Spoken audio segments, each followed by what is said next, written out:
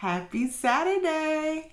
Today I want to share with you some of the things that I've learned during the propagation season. So I went to Mexico last year around this time and spent a good amount of time in Mexico, and just literally walking around, I saw every day what we consider houseplants growing outside, and they were growing beautifully, and I was so inspired by that. I came home and wanted to propagate all my plants. I learned a lot.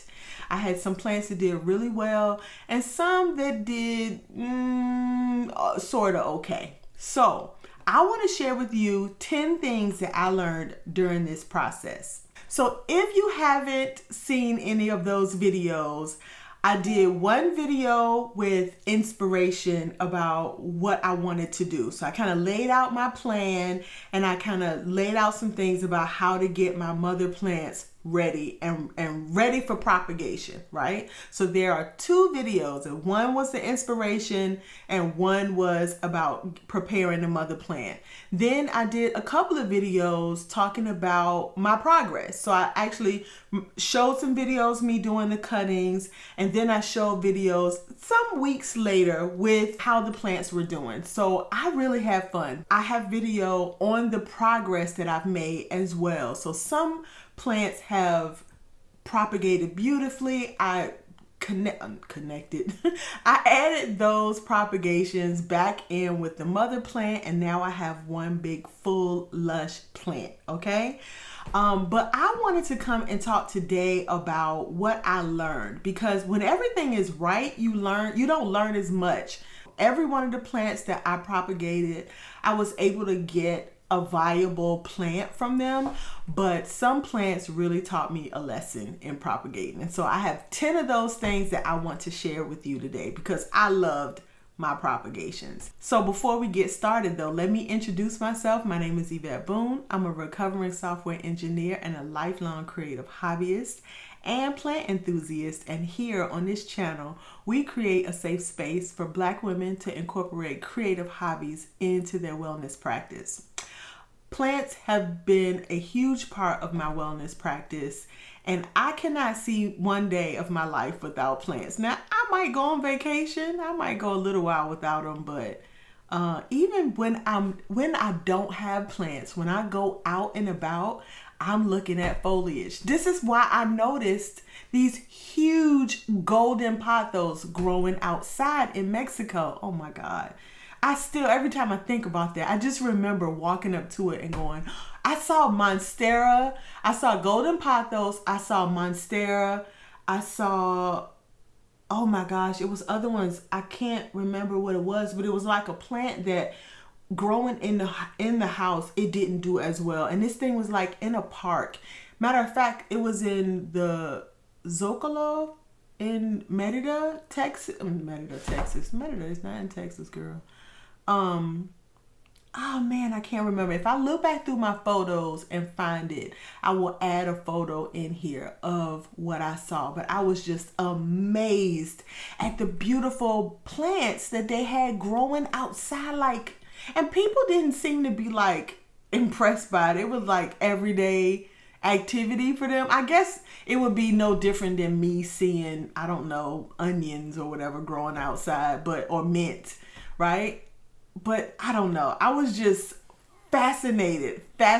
So, it was the bee's knees. Okay, so let's get started, because the first tip that I have is that I will always take a pothos cutting and put in with my propagation. If you have some plants that are a little slow to root, like my vining philodendron, micans, the heartleaf philodendron, the Brazil, the neon or lemon lime, I would cut some pothos and put in with those propagations, because there's some sort of chemical that is released from the pothos, and that helps to the other plants to root faster.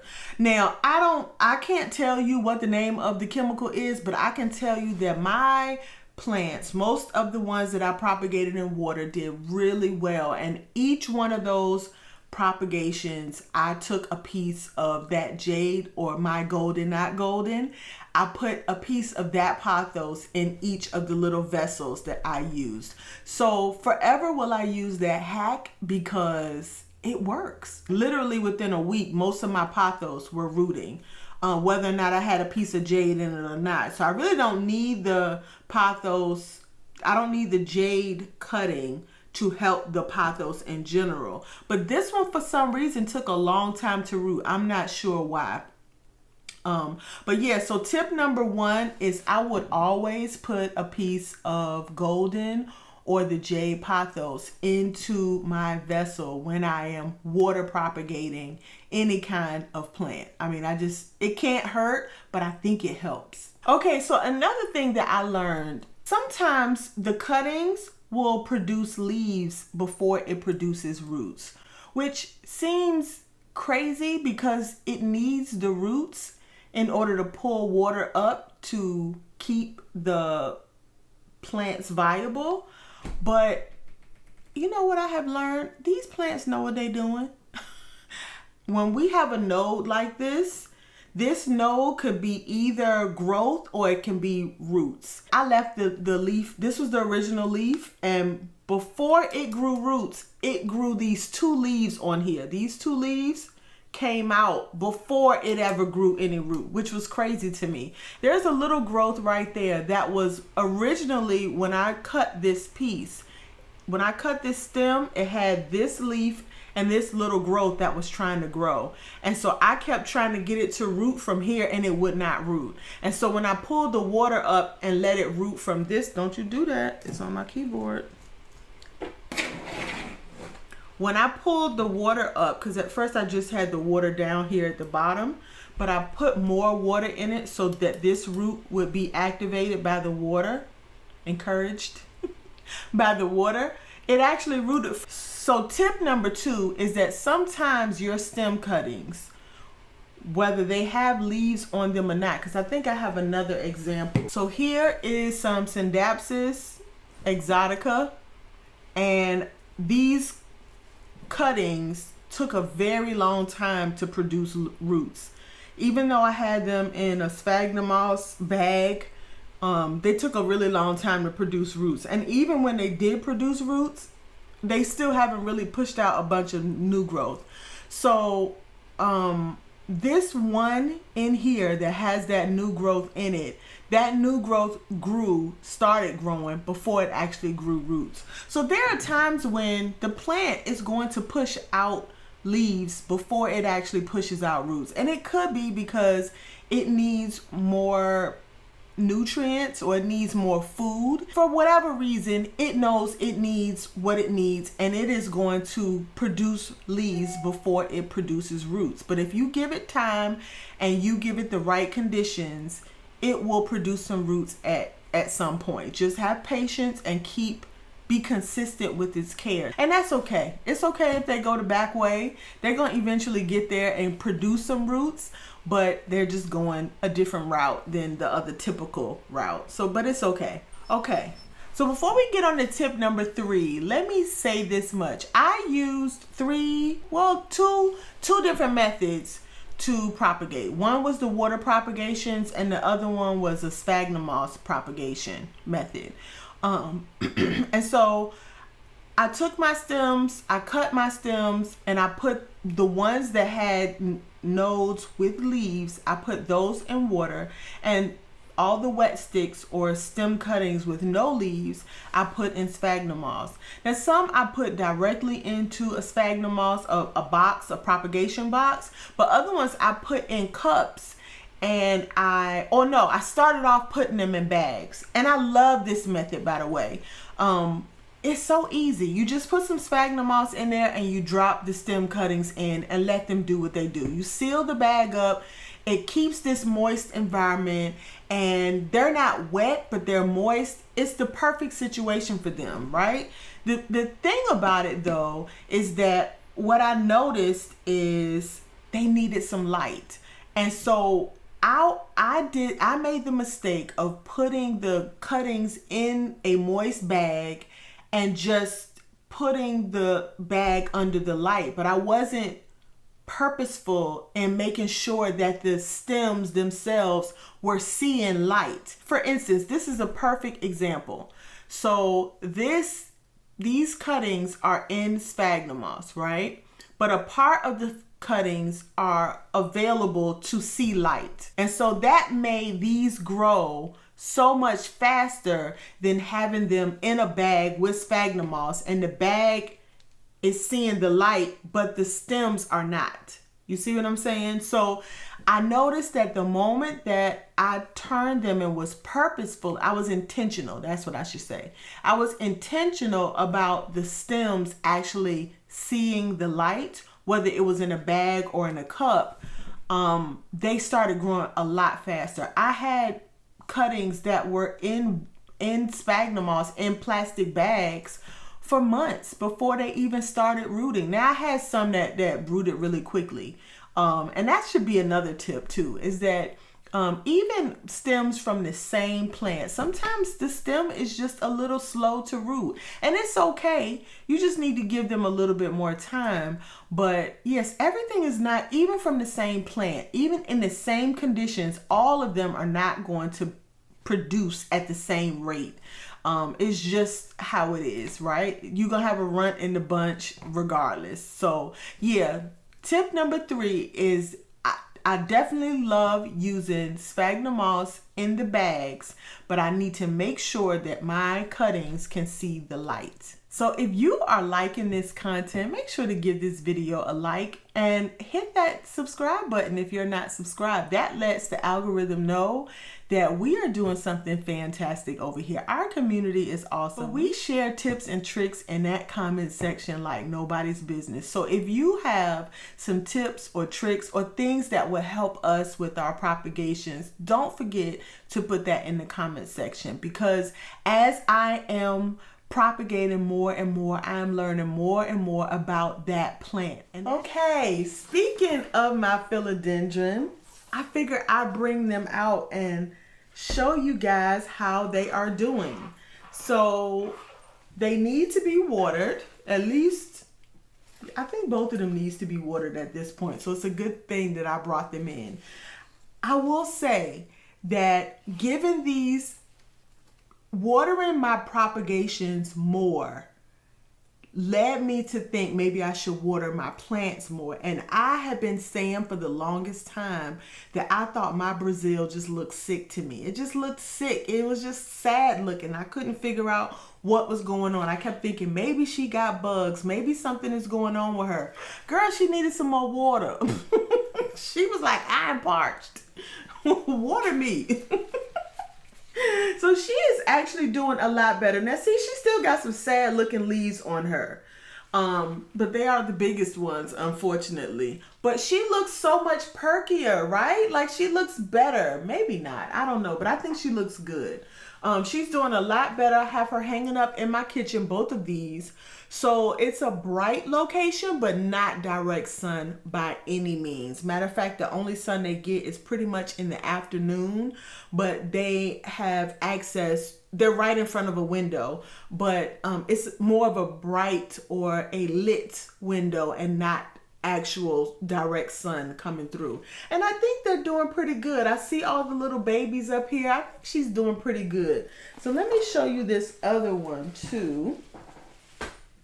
And I think I'll leave it up here because she looks so cute. So this is my my blue, my heartleaf philodendron. And I think she's doing better. I never really had a huge issue with her. She's got a lot of little baby leaves. I never really had a huge issue with her. I just really wanted her to get fuller. But to be fair, like she's doing really well. Really well. I think that her being in the window and getting that light from above is really, she's really loving that. But she definitely needs some water. Definitely needs some water. Okay, so let's get to tip number 4 is I found that when I changed the water in my propagation, so when I water propagated those stem cuttings, when I used warmer water, the warmth whether it was the water or whether it was the room, I think that warmth really sparked that propagations to root much faster. I was cold in here. I mean, and I don't know, for some reason in my brain, it was just like, don't mess with the air conditions, just put a sweater on. But I'm literally sitting in my house in the summertime with sweaters on. And so everybody who knows me was like, turn the air condition down. Why do you have it so high? And I'm like, yeah, I guess I could do that. And so I turned it down and kept my house on 76, which sounds horrible, but it actually was very comfortable for me. And guess what? My plants loved it too, because I noticed that the propagation started doing a lot better when I turned that air down. I would not be surprised that if you had a heating mat under your propagation box, that your propagations probably would do really well with that heat. But yeah, warm water. And I even use that warm water trick on my slow growing propagations. You guys don't know about this part yet, but I have some slow growing plants that I'm propagating, and I'm kind of filming it as I go along. So as soon as we get a little bit more progress, I'm going to I'm going to put all of those clips of the film together, and we'll have a video on my slow growing plants. I'll give you a hint. I'm not a hint, I'm just gonna tell you. I am propagating a snake plant. I'm propagating my ZZ plant, both of them, my Raven and my green ZZ, and I'm propagating my peperomia. So I'm excited. I will be ready to pot some of them up really soon. Okay, so tip number 5, I've already kind of talked about it. Vining, in my care, vining philodendron need a little more water than I care to admit. I don't know, for some reason I was keeping them drier, like I would let my pothos grow out. And let me see if I can't pull in. Okay, so here's a good example. Look at the roots on this plant. The roots on this plant is nowhere near as thick as the roots on this. You see the difference? So letting this one dry all the way out, these roots I don't think can handle drying out or need as much drying out as this one. So whereas I would let this plant get the pot would be super light, like pretty much the dirt is all dry and everything is dried out. And I don't think these roots like that as much as this. 2, look at what the light is doing to this. I want to say this is not a Brazil. This is the blue. This is the green one. So it should be all green. You see how yellow and how light that is, how bleached out it is? Yeah, I don't think this is a Brazil. So too much sun and not enough water is the wrong formula for these philodendrons. Tip number 5 is when I am propagating my vining philodendron, whether it's the heartleaf or the Brazil or even the neon, when I am propagating these, they need to stay moist and not necessarily dry out. Like a little bit extra moisture, not wet, not sitting in soggy, wet sphagnum moss, but they need to be moist enough to encourage them to root. And those little stems need to see the light. The other thing too is that these took a really long time to root. I will say, even with having them kept moist and in that moist environment, they still took a little bit of time to root. And so going forward, if I ever were to re-root them, or if I ever were to repropagate them again, at the first sign of root growth or leaf growth, then I think I would then take them and do a situation like this. And I think it would be better if I showed you. I'm gonna show you an example of one of the cups that I have where I literally took the 1 node cuttings and I stuck them in the dirt. So when I first did it looked similar to this, where it had no leaves, and I just stuck them in the dirt, just replaced sphagnum moss with dirt.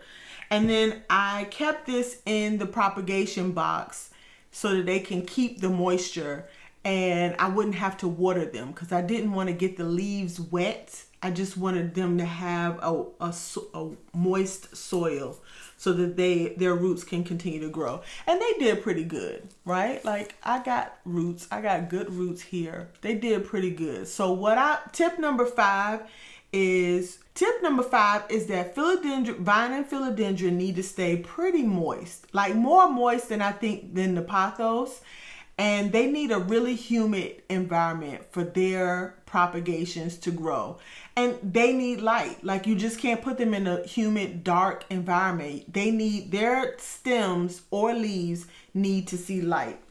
Okay, tip number 6 might be a smidge controversial, but I don't think so. Plants are tougher than we give them credit for sometimes. I think we want to create this perfect environment for them to grow, and I think sometimes that might make them weaker. What I mean by that is if I provide an environment where they have all the moisture that they need and all the light that they need, then what encourages the root to really grow, right? Like I noticed that when I had this in water and all I had was water up to here, it didn't want to do anything. When I filled the cup up, I don't think I filled it up too much more than this. The node is all the way up here. Guess what that node did? That node started pushing out a root and started seeking that water. And if you notice, these roots go straight down, right? Like the moment that root started coming out, it went straight down and started seeking that water. No problem, right? That node was like, I smell water. This is how my brain works. I smell water, and it pushed out that root, and now this root is used to air and water. I am not worried about putting this in soil. I think this is going to do just fine, and I never push that water all the way up to that node because now I know this root is used to air and water, and it's going to be fine. I will pot it up soon though because I don't want it to get so used to water that it's going to take a while for it to acclimate to soil. And that's actually another little thing that I learned. I hear people say to wait till you get secondary roots to pot it up in soil. I didn't do that on any of my propagations, and most of my propagations, by the time I potted them up with the mother plant, looked like this. I put those bad boys in soil when they had maybe about a good 1.5 or 2 of roots.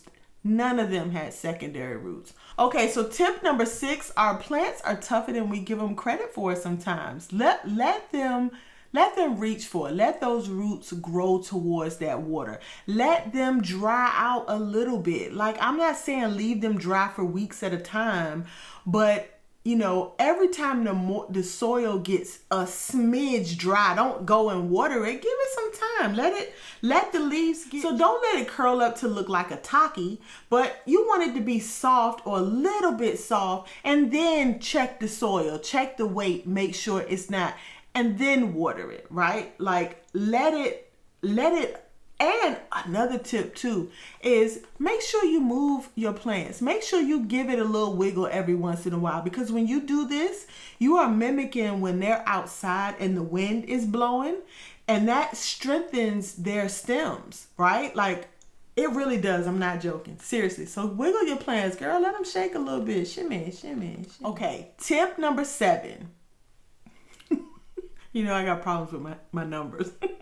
Tip number 7 is after 3 weeks, once you done cut your plant and you done put them in the water or you done put them in the sphagnum moss, if you are not seeing some kind of growth within 3 weeks, then you might want to rethink if you are giving it enough of what it needs, right? I will say, I think when I say plants are tougher, I think the propagations might be a little bit more tender than the plant. We want to provide them with enough of what they need in order for them to want to grow, right? Because we have to encourage root growth with them. So if I have a stem in water and within 3 weeks I don't see anything growing, that's a concern, right? Because they have water, like you have access to water. I'm pretty sure I have you in a lit location, but if I don't, this is the order of importance. The first thing I want to make sure is that it has enough moisture. If it's in sphagnum moss, then is my sphagnum moss moist enough? Because if I'm keeping it in a closed up plastic bag, then I'm pretty sure that moisture is staying in there. But I did notice that with my philodendron, I had my sphagnum moss, it was moist, but it wasn't damp. And I needed to add a little bit more water to my sphagnum moss. And the moment I did that and set those things so that they could see some light, they started growing. So first check to see whether you have enough moisture, then check to see whether it's warm enough. Maybe you can make it a little bit warmer. Maybe if you added it up, maybe if you put it higher somewhere, heat rises. So maybe you have a higher shelf that gets light that you can put it on. Those couple of degrees might make a difference, right? Also, plus it kind of gets you it gets them out of your face, and sometimes you forget about them, but when you do remember them, you look and it's a whole thing growing in there. Sometimes that's a good thing, sometimes it's a bad thing, real talk. Okay, so make sure you have enough moisture, make sure you have enough warmth, and you could need some more light. They still need the light because the light is their food source. So make sure that they are in a good lit location. They don't have to be under direct bright sun, right? You don't have to set them outside on the porch with direct sun, but they should be bright enough to where, they're getting some light. And if that bright enough location, for whatever reason, because bright enough is relative, right? If the place that you have them in and they're still not growing something, whether it's a leaf or a root, if they're not growing something within 3 weeks, move them to a brighter location. Okay, tip number 8 is 1-node cuttings actually do work. You can do these are 1-node cuttings, right? These are little like piece of stem with 1 node on it. Now these look a little sad and you might be like, oh, Yvette, that's not a good example.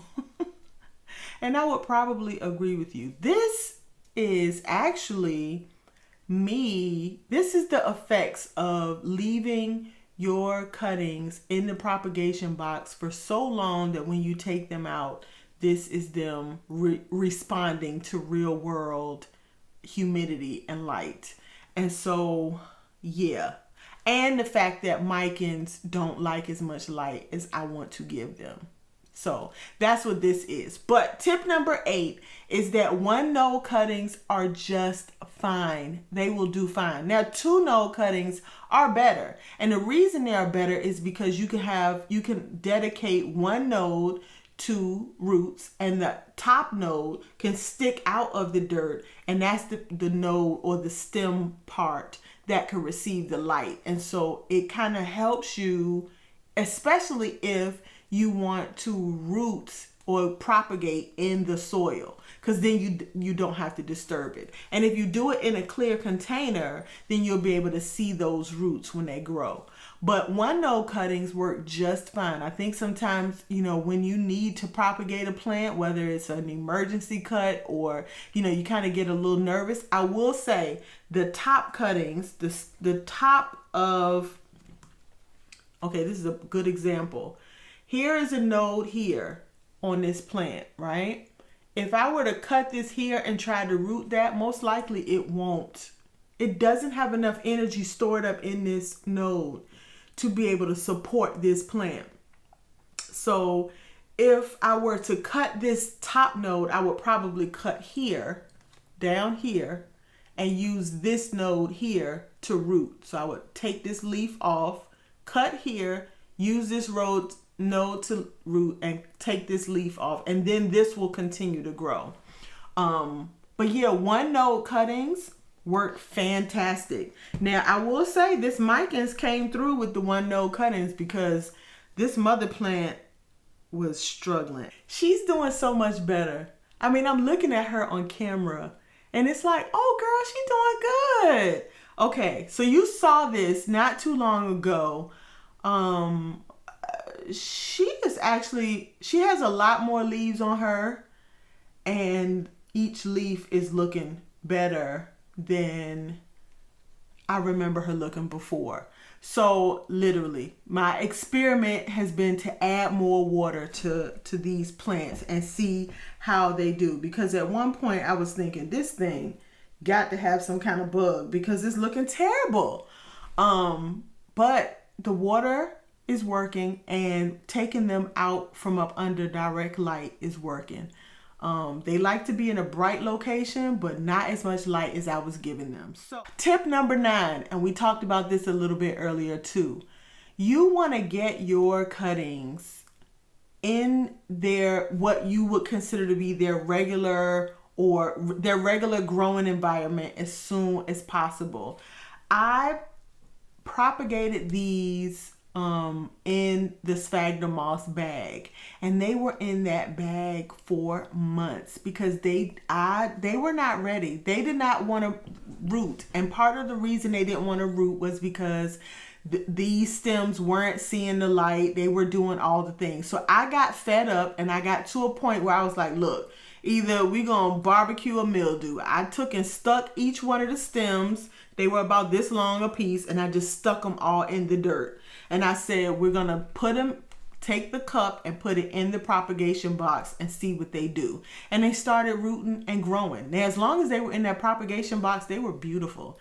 They were growing and green and looking all lush and beautiful. And I was like, okay, well, now it's time. Of course, by then, they have been in some super moist environment since April. So we're talking 4 months, right? At least 4 months. So when I took them out, I took them out and I would leave them out for the day and put them in at night. I did that for like maybe about a week or two. And then I took them out and I put them up under like some of these other plants so they weren't directly in the light. But I think even that was a little bit too much. So it's responding to me pulling it out. But let me say, the longer you leave them in that super moist environment, the more time it's going to take for them to acclimate to the outside world. Because I did the same thing with these cuttings, right? So these are the neon philodendron.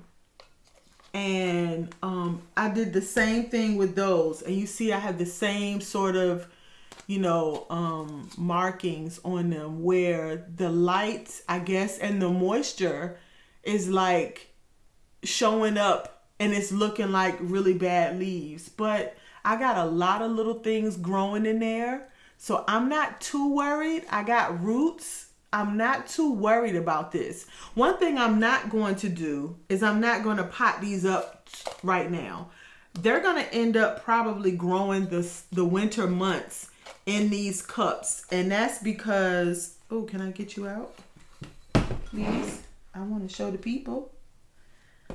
So see, I got roots down there. That white ring is just roots wrapping around the bottom. This came from the infamous jar. I did a video on the jar.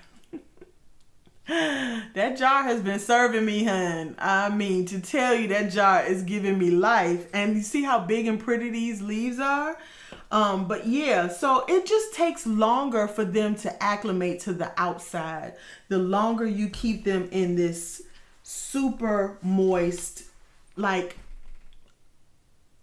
ideal for them situation. Now, if you plan to keep your plants in, like a cabinet or something like that, it might not be so bad when you go to transition them because they're growing, or that growing condition would not be much different from their regular growing condition.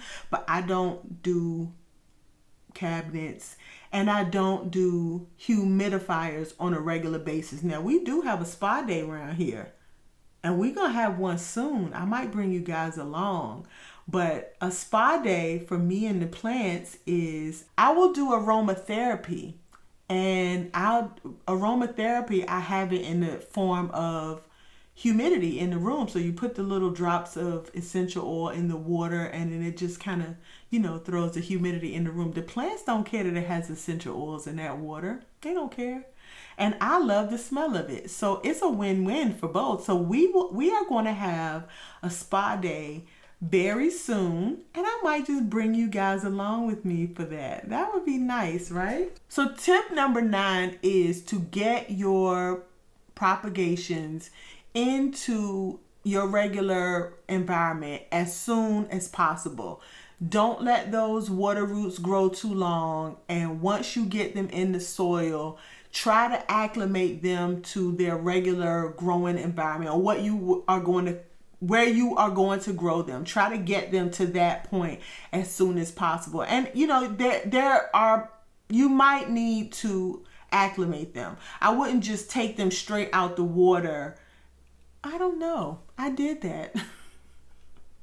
I took them straight out of the water propagations, put them in soil, and put them in cups. I did this very thing to this. This never saw a propagation box because I rooted it in water. But the ones that I propagated in a propagation box, to me, even though I wasn't worried about the roots, because I felt like the roots were grown in a medium that was more similar to dirt than water, the leaves were so used to being in a moist environment that it needed a little bit more acclimation. So either way, you have to do a little bit of acclimation to get them from that phase of propagating them to real world examples, or real world life, I should say.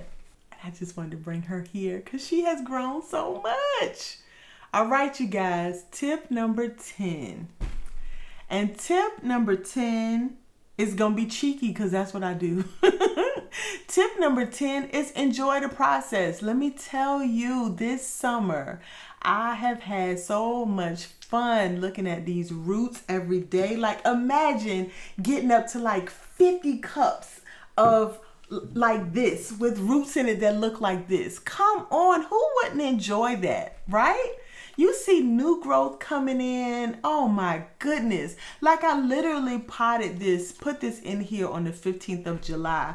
And I want to say probably by mid-August, this thing was ready to be repotted with the mother plant. The only reason I have not put this in with the mother plant yet is because when I did repot that mother plant, she had a little bit, I don't know, it felt like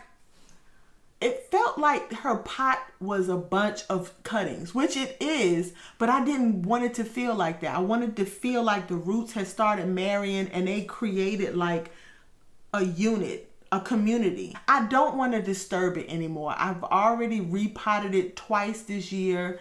And so I was like, I don't want to disturb it. So I think what I'm going to do is I'm going to probably, I know this is going against the grain, but I might just pot this as a new pot of Trubia, because the Trubia, look, she's doing so well. She has grown so much. I don't really want to disturb her, but I think I could probably like push the dirt to the side and add this one in, and I might just do that. It depends. Sometimes I get really adventurous and I'm like, no, we're doing this. I said I was not gonna have duplicates, but I also feel like she is growing so well that I don't think she's going to miss this one little piece, and I can literally start a whole new plant with this. So we'll see, because I got some hang time here, and I love to cut them and propagate them and get me a bushier plant, but we'll see. So yeah, tip number 10 is to enjoy the process. I really love propagating. I have come to that resolution that I love propagating. I love seeing the roots grow. I love the fact that I can take these little babies and create a full plant with this. Like this right here is enough to pot this up in a 4-inch and let this grow and just thrive, right? I cannot wait until this is large enough. I mean, I can wait. I am going to wait. But I'm excited for this to grow large enough to add this along with these other ones that I have to the mother plant, right? And create one nice, big, pretty plant. So enjoy the process. Enjoy watching the roots grow. Enjoy watching new baby leaves come out. Enjoy being able to see the roots. Enjoy all of it, because at some point you are going to put this in a pot and you won't see the roots every day. And I don't know. I miss that when I don't have it, but it is a lot of work to propagate, especially when you have like 40, 50 propagations like I had, but it was well worth it. I immensely enjoyed, oh, I have so much here. I thoroughly enjoyed propagating this season and getting my plants to lush. It was one of my most favorite things that I did this year. I am super excited and proud of the plants that I have. Even the ones that took a very long time to come to a point where it's starting to look like a plant. This was really looking sad, and hopefully I can find some footage to show you just how sad or how far we've come. But they are looking so much better now. So I'm excited. I'm glad that I was able to share this with you. I know we had some people in the comment section one time saying that they were struggling with certain plants, and I would suggest that you cut those bad boys and propagate them, because that is going to tell you a lot about a plant. It's one thing to get a plant, and I'm living proof. I got this plant as a mature plant, and the care that I was given to this plant was good enough for the plant, right? She looked good for at least about 1.5 years, almost 2 years, actually doing really well. But when I propagated her, I learned that I was not watering her enough, that I was giving her probably too much light.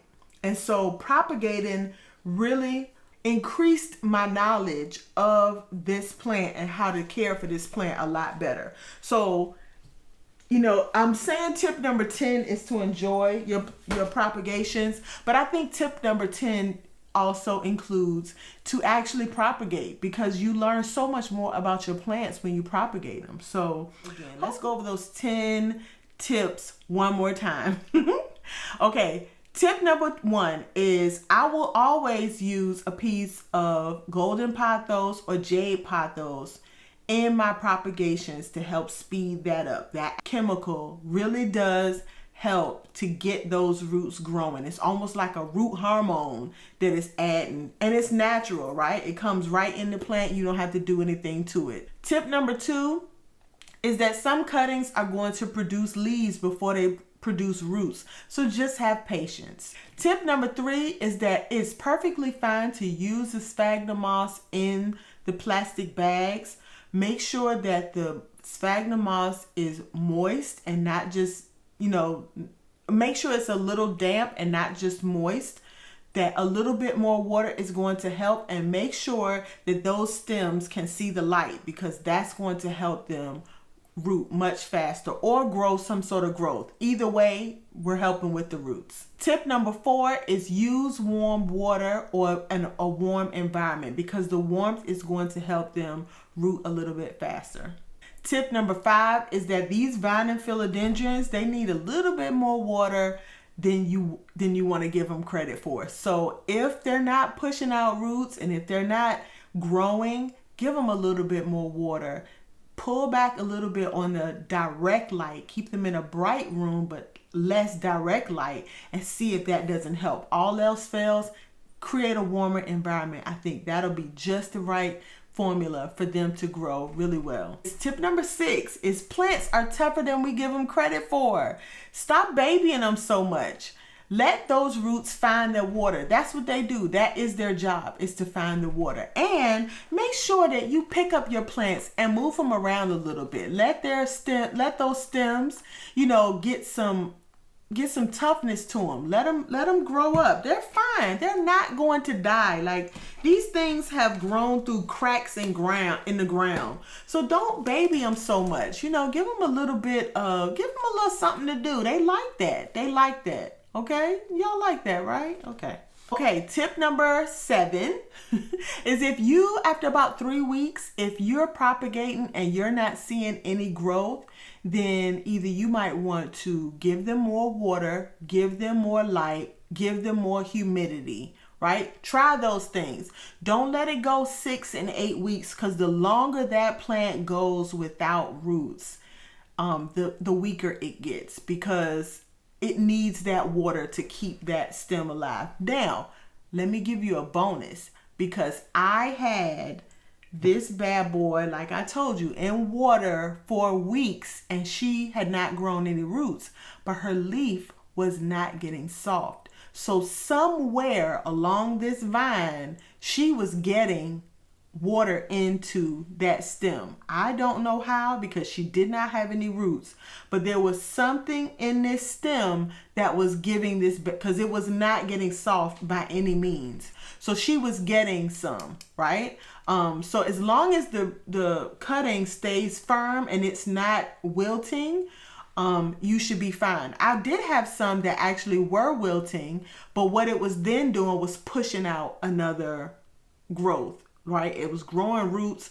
This leaf had died. It had sacrificed itself, and it was growing more. And I will say that's another thing that I noticed, is that when I use leaves on cuttings, that once this new growth started growing, these leaves end up dying. Their lives become a little short, because they're actually pushing out, they have used all the energy that they can, and their life is cut a little short because they're actually putting it back into the new growth. Tip number 8 is that one node cuttings are fine. Like, they actually do grow.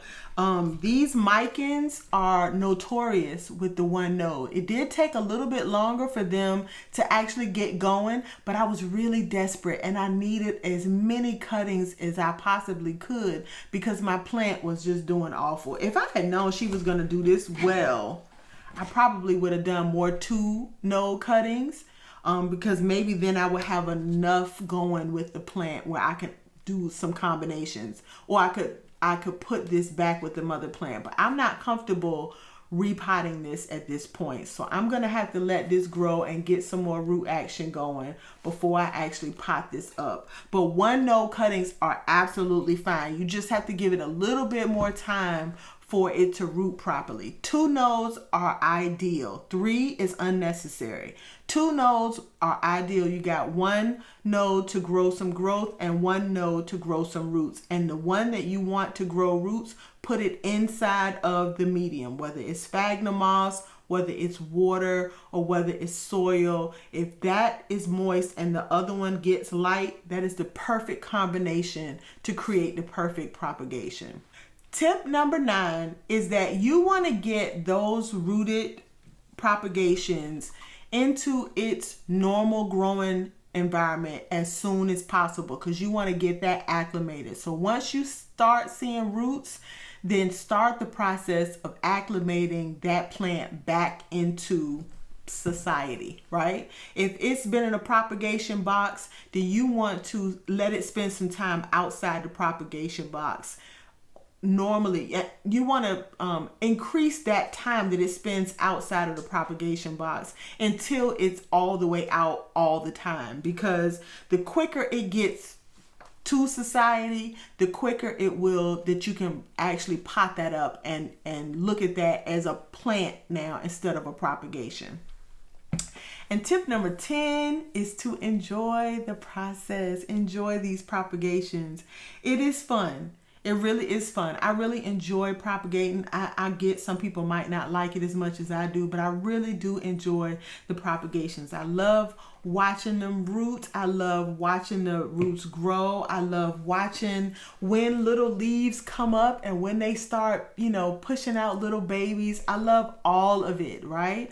I even love potting up the little propagations because you get to start them off fresh. You know what kind of soil it's in. You know all the things. So I love propagations. I love everything about it. I guess the only thing that I don't like is at some point it has to go in with the mother plant or it has to go into a regular pot and you don't get to see the roots anymore. That's the only thing I don't like. However, I get a beautiful plant when I do that. So I'm all about it. I'm all about it. I love it. So hopefully you guys have enjoyed this video. Hopefully that I have provided some tips that you may be able to use. And if not, if you have some tips that I missed, because like I said, these tips are based on just the plants that I propagated. I propagated mostly vining, pothos type plants, SCINDAPSUS, pothos, and the vining philodendron. So some of these things might not apply to the type of plant that you want to propagate, but if you have some tips that I missed or some things that, because I didn't list everything here. I just list the things that I learned this year, right?